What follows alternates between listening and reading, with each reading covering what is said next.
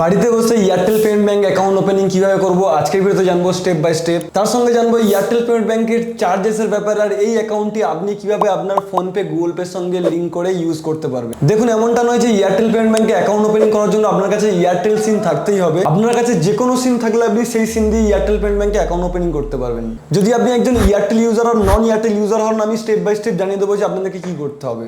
First video description বক্সে link দেওয়া আছে অ্যাকাউন্ট ওপেনিং পেজের। দেখুন, যদি আপনি নন এয়ারটেল ইউজার হন তাহলে ফার্স্ট আপনাকে মাই এয়ারটেল অ্যাপ্লিকেশনের মধ্যে সাইন আপ কমপ্লিট করতে হবে। যদি আপনি এয়ারটেল ইউজার হন তাহলে ডাইরেক্টলি আপনি অ্যাকাউন্ট ওপেনিং পেজে পৌঁছে যাবেন। তো আমি একজন নন এয়ারটেল ইউজার, আমি একজন জিও ইউজার, তো আমার ক্ষেত্রে এখানে ফার্স্ট রেজিস্টার করতে হবে। রেজিস্টার করার জন্য মোবাইল নাম্বার আর ওটিপি দেওয়ার পরে এখানে ওয়েলকামের এসএমএস চলে আসবে। তারপরে অ্যাকাউন্ট ওপেনিং এর যে পেজটা সেটা এখানে চলে আসবে। যদি বাই চান্স আপনার এই পেজটি ওপেন না হয় তাহলে ডেসক্রিপশন বক্সের লিংকে ট্যাপ করার পরে আপনার এই পেজটি ওপেন হয়ে যাবে। এখানে আপনাকে জানাবে যে আপনি এই অ্যাকাউন্টটি ফ্রিতে ওপেন করতে পারবেন। তার সঙ্গে এই অ্যাকাউন্টটার সমস্ত চার্জেসের ব্যাপারে আমি ডেসক্রিপশন বক্সে আপনাদেরকে লিংক দিয়েছি, বা আপনিও পজ করে এই জিনিসটা পড়ে নিতে পারেন যেখানে কি কি ধরনের চার্জেস আছে। ওখান থেকে নেক্সট পেজে আপনার কাছ থেকে আপনার প্যান কার্ড আর আধার কার্ডের ডিটেলস চাইবে।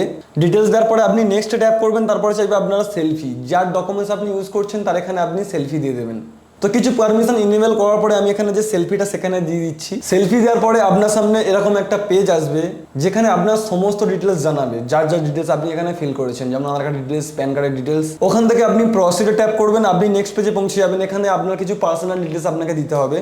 ডিটেলস দেওয়ার পরে আপনি নেক্সট পেজে পৌঁছে যাবেন। দেখুন, নেক্সট পেজে আপনাকে জানাবে যে অ্যাকাউন্টটি ওপেনিং করার আগে আপনার কোনো না কোনো ব্যাংক থেকে 1 টাকা এখানে ডিপোজিট করাতে হবে, বেসিক্যালি ভেরিফাইয়ের জন্য। মিনিমাম এখানে 1 টাকা রিকোয়ারমেন্ট, এখানে 500 টাকাও আপনি করাতে পারেন।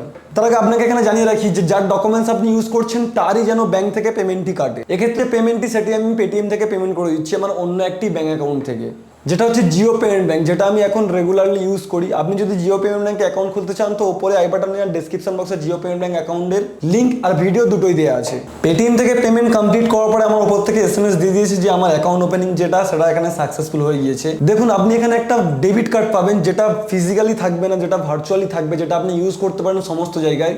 আর যদি আপনি এটা ভার্চুয়ালি নিতে চান তাহলে আপনাকে এখানে পেমেন্ট করতে হবে ডেবিট কার্ডের জন্য।